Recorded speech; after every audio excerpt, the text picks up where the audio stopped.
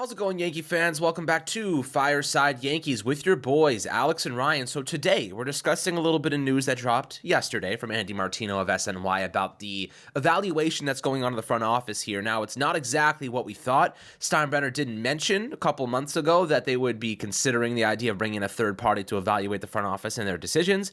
But now we're learning it's more about bringing in an analytical firm to just basically compare and contrast what they would do compared to what they are doing now. Martino kind of indicated that they're not really fully ingrained in the analytics department. They're actually trying to balance this like old school mentality and analytics usage, which is interesting. It's hard to do if you're trying to balance. You kind of have to commit to one or the other, in my opinion. It's hard to do a little bit of both. Like some teams have just gone full analytics, Houston, Rays, like they're just fully in it, and it's working for them. But I kind of want to discuss what changes now, like what happens now, because we thought they were going to really be doing a deep dive into the decision makers, but it seems more like they're going to be just judging themselves off of another analytical model to see what they would have done instead. And then they have to self-reflect, take that information, and make the proper decisions. We don't know if that will actually lead to any decisions, but Ryan, I want to get your take on this, your thoughts on what this means, like what's different about this type of audit. But before we dive into it, big happy birthday shout out to Ryan, my friend. Big 19 years old today with FSY for a while now and helping grow FSY while growing up himself. It's pretty awesome to see. Congratulations on turning 19, brother. Yeah, no, it's great. I mean, it's awesome to be another year older. Obviously blessed to, have another trip around the sun. But I'm here for the Yankees, right? Like that's my thing, and I will not diverge from those responsibilities. And with the audit, this situation, obviously, like there is a lot of questions, right? Like, okay, why is it shifted from, we're gonna get an outside evaluation to we're gonna do a self-evaluation? Well, number one, I think it's important to realize that they never committed to, not that they never committed to, but Hal never came out and stated, we're bringing in another company to evaluate our organization. That's what we just kind of interpreted they were doing. And when Hal finally not Hal, but when Martino reported that, and Martino's pretty in tune with the team, I obviously believe what he's saying here. And I think that shouldn't shift what the overall goal is here. And that's to ask the right questions about what went wrong. You saw Aaron Judge kind of speak about, they may want some more guys who can hit for average, may want some guys who can bring a little bit more in the speed department, get a little younger, maybe, and a little more durable, right?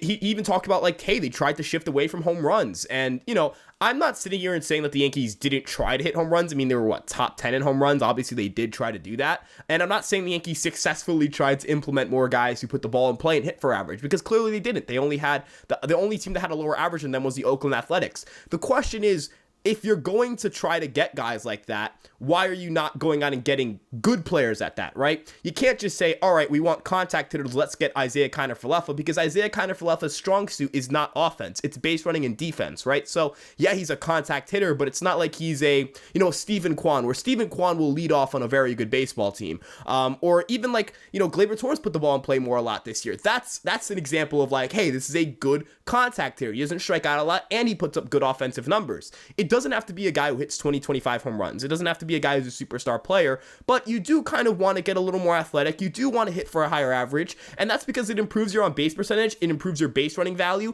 and the Yankees were really poor at both of those things. They were the worst base running team according to StatCast. According to Fangraphs, they were the third worst base running team, and also according to StatCast sprint speed, they were the slowest team in baseball. Not having that speed and athleticism, I think, really hurt them offensively. It limits what you can do. Good base running and good athleticism helps you win games, right? And I've made the comparison multiple times, right? You can be a home run offense because that's what the industry and that's just the way baseball's gone. But you need to be acceptable, or you need to be major league caliber at other things. We've seen, teams that don't have that discipline, teams who are not a well-rounded, just strong foundational team, they don't play well in the postseason. We just saw the Rays yesterday. They're at home. They're facing a Rangers team I think they had 7 or more 8 wins against, and their defensive lapses and the Rangers taking advantage of things on the base running side of things and putting the ball in play and forcing the Rays to make more errors allowed them to win a game that maybe they wouldn't have won had the Rays played better defense. Maybe they wouldn't have won had the Rangers not had put so many balls in play. You don't have to play when the home run isn't there, and it wasn't there for the Rangers, and that's a very home run centric offense. You still have to be able to win games. You can't just say, oh, we didn't hit home runs, so we can't win today. You have to be able to win baseball games in multiple facets.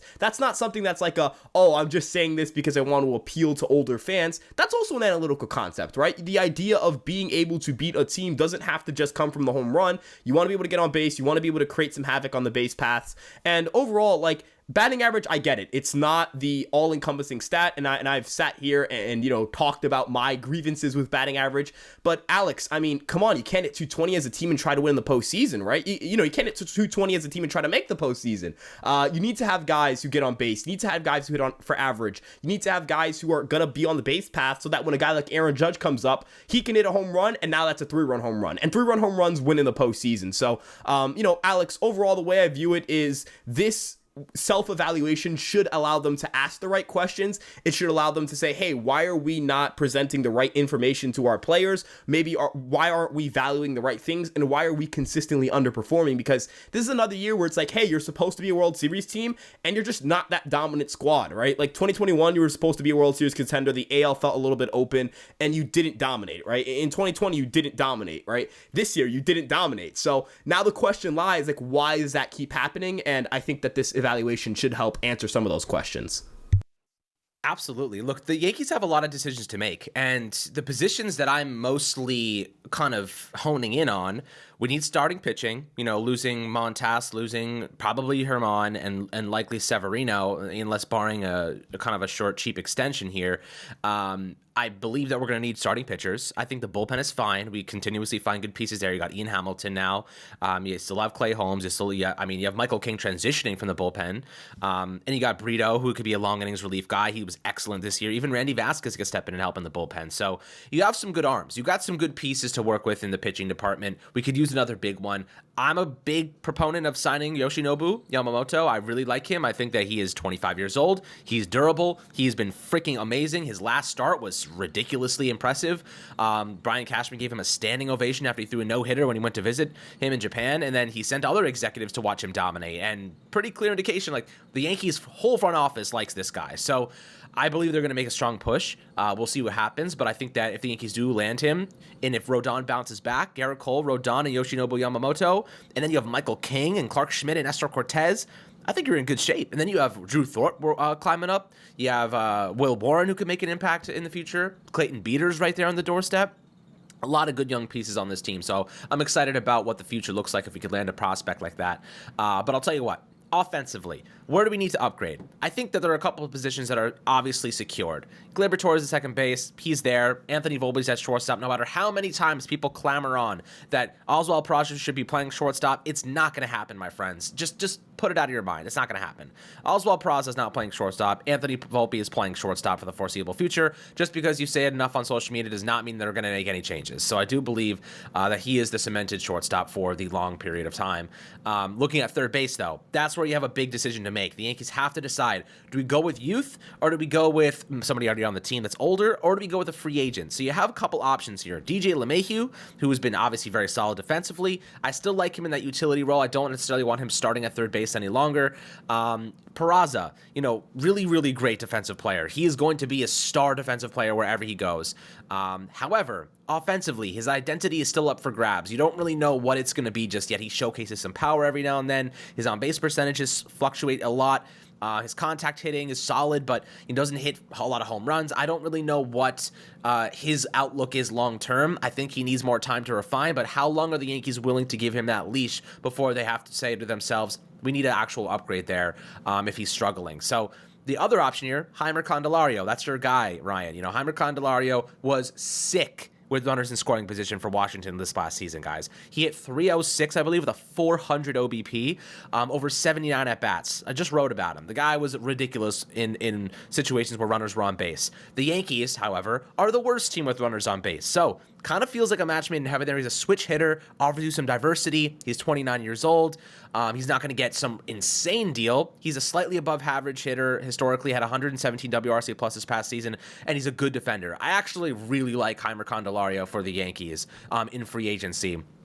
if they could walk away in free agency with Candelario, Yamamoto, and maybe they go out and get a guy like Kevin Kiermaier, I think that's a pretty good offseason, Ryan. What are you thinking about that? Because you need a supplement in the outfield for Jason Dominguez until he comes back. Left field, maybe you roll with Everson Pereira, Florial, and then maybe you put Dominguez in left field when he gets back and you just have Kiermaier stay in center.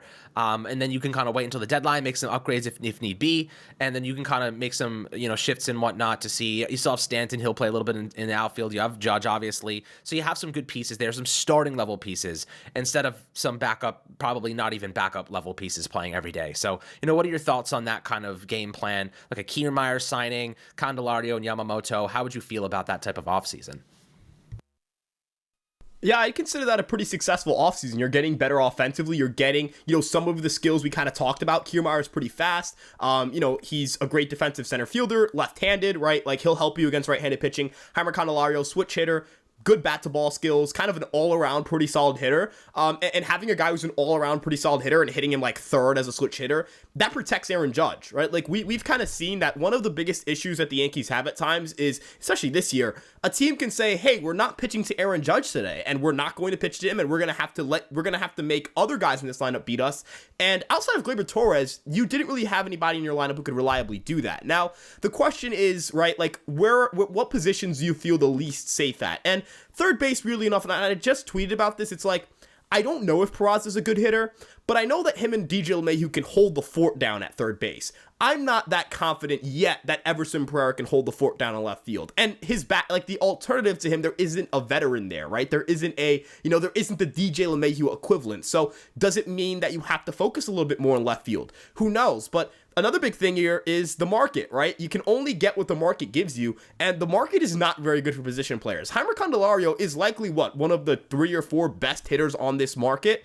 You can look at guys that can be like, hey, what about a Mark Canha or a Teoscar Hernandez? But Mark Canha, I don't think he's a bad player. I actually really like Mark Canha, and I think the fit is there. And I actually, you know what? I think I might talk myself into this. Good old BP guy, doesn't strike out a lot, seems to be a good guy for the clubhouse, and I think having good vets is important, right? I know that it's talked about a lot more in basketball, talked a lot more in football, and that makes sense because it's more of a cohesive game, right? Your wide receiver relies on your quarterback, and, your center your center is a key piece for the entire offensive line, and, your cornerbacks and your linebackers, it affects everybody on the field. And the NBA, your point guard's a distributor, right? The ability to run different pick and roll offenses and stuff like that. It's a collaborative process, but baseball, it's still important to have good veterans, right? Like, Mark Canha seems to be a pretty good guy. He gets on base a ton, and he doesn't strike out a lot, right? Like, you throw him at the top of your lineup and he's a safe player, and safe players are kind of what the Yankees need right now. So could that be an option? I know he's not left-handed, but again, like, our options are a little bit limited here. At third base, can Oswald Peraza be the solution? That's really the question here. He has 2 tools that I think are really important for the Yankees, and that's number 1, he's an aggressive in-zone guy. He loves swinging in zone. I feel like the Yankees kind of lack that a little bit. They rank towards the bottom of the league in terms of in-zone swing rate, and I know that Casey tried to get them to be a little more patient. I thought that was a good thing, but you want to balance that patience out with, like, hey, we still have to swing at good pitches to hit at. The Braves and the Dodgers are both in the top 10. The Braves actually lead the league in zone swing rate, and those are the 2 offenses you look at and you're like, you wish that your offense could look like that, because if it did with this pitching staff, you would win a lot of games. And then, of course, you have LeMahieu if Peraza doesn't work out, and if LeMahieu is what he was this year, that's fine, right? Like, until you get to the deadline, that'll work for you. Even if he's your third baseman in the postseason, if that's your 8 or 9 hitter, I'm not really going to care. And LeMahieu does, again, he provides those bat-to-ball skills and valuable defense that you're looking for. It's not like LeMahieu has skills at the plate you don't like for the Yankees. Yes, he's slow, and that's a bit of an issue, but maybe you can get some more athleticism in your outfield spots. But overall, like, if you said, hey, Ryan, we're walking out of this offseason with Candelario, Kiermaier, and Yamamoto, I'll be pretty happy with that as the framework. That does rely on a lot of guys internally getting better. Speaking of Volpe, speaking of Wells, speaking of Stanton, speaking of Rizzo, right? But end of the day, like, if you are the organization you feel like you should be, if you are that upper echelon organization, if you ask yourself the right questions this offseason, and I know that I've been hard on Stanton, but the quotes he has given out so far has indicated this guy knows that something's wrong, and he's going to do a lot to fix it. I'm not saying that guarantees he's going to be good, but I appreciate that he recognizes that, and I appreciate that he's immediately like, hey, I'll take a couple of days, and it's straight to the film room. Rizzo, I'm pretty confident can be a good hitter. He was a great defender and hitter before he got that concussion issue, so, like, do I believe he can be like like a 120 WRC plus hitter? Absolutely. And again, you're trying to just build around Aaron Judge. Aaron Judge is that superstar hitter. You have that anchor to your lineup. You have that guy that, if he's red hot, you're unstoppable. Like, do you remember that Diamondbacks game? He hits 3 home runs. The Yankees scored 7 runs that day. He was responsible for 6 of them, right? He can walk into a ballpark and drop 6 runs on another team. He can outscore a whole team on his own, right? You just need to put the pieces around him. And I think part of that is finding that leadoff hitter that can, establish, set the table in front of him. I think Gleyber did a good job at times, but I like Gleyber more in that middle of the lineup. He's also kind of aggressive, puts the ball in play, has good power. That's the type of guy you want with runners in scoring position. And I feel like the Yankees don't have enough of those guys, right? Is Kiermaier a great hitter? No. But is he good against righties? Yes. And again, he's fast, left-handed, all those things you kind of like. And he's a great defender in center field. Like, I know that people aren't going to like to hear this, but, you do need defense out there, right? Like, you do want to have a great defensive center fielder. You want to be strong up the middle. The Yankees have emphasized that, and I think that helps their run prevention. So, overall, I think you're just trying to build that strong roster on Aaron Judge. Look, if Juan Soto becomes available and the Yankees land Juan Soto, I mean, good Lord, that would be an unbelievable offseason, right? But if you're banking on those miracles to happen, then I feel like that's the wrong way to look at things. You need to have multiple options. You need to be ready to build a team in whichever way the market gives you. Juan Soto being traded is not a guarantee. The Padres liking your prospects is not a guarantee. I think relying on that to get better is a shaky plan, and that opens you up to a lot of issues. So, ultimately, I think that this team just needs to get a little more well-rounded. That's it, right? Like, it's the foundational pieces are there. You have the best pitcher in the American League. You have the best hitter in the American League. You have plenty of money. You have a pretty good farm system. There's plenty of talent. You mentioned Drew Thorpe, Will Warren, Chase Hampton, right? Like, you can also trade out of that depth to maybe get more bats, right? I was actually, I kind of talked about this before the podcast, but I recently got to speak to Max Goodman of NJ.com, and he was talking about the importance of, like, if you draft well and you draft well at certain positions and you take prospects and you maximize their value, now you can trade from that pool and use that pool to get pieces that you maybe aren't developing so well. The Yankees haven't done a great job of developing position players lately, so why not trade for pitchers for guys who are already, like, developed guys that you can just kind of plug into your lineup and hope that they stick? That's more than a fine process to try to cover up as you try to improve that development. So, overall, I'm pretty optimistic about where they're at in terms of their ability to get better. Now it's just a question of, do the decision makers have what it takes to make those, acquisitions? Yeah, I mean, look, Aaron Judge said it himself. We lacked balance. There was an imbalance in the lineup. And look, in a perfect world, I feel as though we would have an athletic leadoff hitter that gets on base a lot. It's a lot easier said than done. I don't know what the Yankees are going to do there. I don't know if they trust DJ LeMahieu to be a leadoff man anymore. Gleyber Torres had some success there this year. I don't think Volpe's even close to being a leadoff hitter at this point in time. His OBP is way too low. So, you ask yourself, who's the best option here? Like, is Candelario a good leadoff hitter? I mean, like you said, he's a safe hitter, but he's not getting it on base at 36%, 35% even. I mean, he's probably going to be a 34% guy and below. So you're, like, historically at the very least. So maybe, like, you're taking a chance there, but maybe they trade for a high on base guy, and they just have someone that gets on base a lot ahead of Aaron Judge, and they can start turning those solo shots into 2-run homers. And there's an equation that goes into this. So ultimately, I do agree with you in the sense that walking away with a guy like Candelario, walking away with Yamamoto, Mark Hanna, Kiermaier, that would be really, really solid. If by July our lineup looks something like, I don't even know who. Let's just throw. I don't even know who would be leading off at this point in time. Let's just throw Candelario. Let's put DJ LeMahieu there for now. If you had DJ LeMahieu, Judge, Rizzo, Stanton turns things around. You got Gleyber Torres. Then you have maybe a guy like Candelario. And then you have Jason Dominguez coming back. You still have Kiermaier in there. Austin Wells is in there because he's probably going to be getting a lot of reps as this lefty offensive catcher. You have a really good lineup there from top to bottom. You have a lineup that consists of guys who can steal bags, guys that can get on base, guys that can hit with runners in scoring position, and your catcher isn't a complete liability. So I feel as though that's a really good situation to be in. This year, think about the bottom of the order this year, my friends. We had guys like Harrison Bader in there that couldn't hit for their lives. We had Jake Bauers in there. We had Franchi Cordero in there. I guess Ben Rortvedt, Jose Trevino at times, like they're not good offensive players. Kyle Higasho's not a good offensive player. You have Volpe, who struggled a lot this season. We had a lot of liabilities in this batting order. There's a world where this gets a lot better because we put in some veteran talent, but also give our youngsters a chance to develop and actually get better. And honestly, Ryan, when everyone is playing well and the vibes are good, people rise to the occasion. Everybody plays better when the team is playing well. So that's kind of how I feel at this point in time. A lot of people fell ill to the, it was a team thing. It was a team disease this year. Everyone kind of fell into it except for guys like Judge and Gleyber Torres. So, shout out to them for like not sucking the whole season. So, really good on their part. But in my opinion, this offseason, there is a way back from this, guys. Like, there is a road to recovery. There's a road to being a good team in 2024. We've got the resources, Ryan. You mentioned it. We got money. We got prospects. We have opportunity here. We have flexibility. We can make these trades if we need to, if we want to, and also go out and get free agents. So I feel as though we're actually not in a bad spot, to say the least. I think we're in a fine spot. My only, and I think everyone's issue, is that we don't trust Cashman in the front office to do the right thing anymore. Like, we have the stuff to get it done. I just don't trust the front office very much to actually make the right decisions. And that's why we were so excited about the valuation process, the audit that they had, this fallacy that was kind of floating around. We were excited about that because it was going to get to the bottom of where these bad decisions were coming from.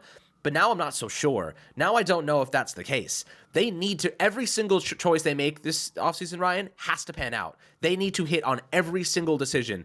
They can't afford to miss out on big decisions that it costs a lot of money. They can't do it. If they go down the road of another $150, $200 million contract that doesn't work out, you know how much crap we're in? We are in a really bad spot because now you have still money tied into Rodon, to Stanton, and you still got DJ LeMahieu under contract, and then you're adding another $200 million deal to that. Can't afford to miss out on these, my friends. So, guys, we got you guys covered on all the news, obviously, up to date every single day. Love to hear your perspectives below in the YouTube comment section. As always, my friends, make sure to like and subscribe, and we'll catch you guys on the next Fireside Yankees episode.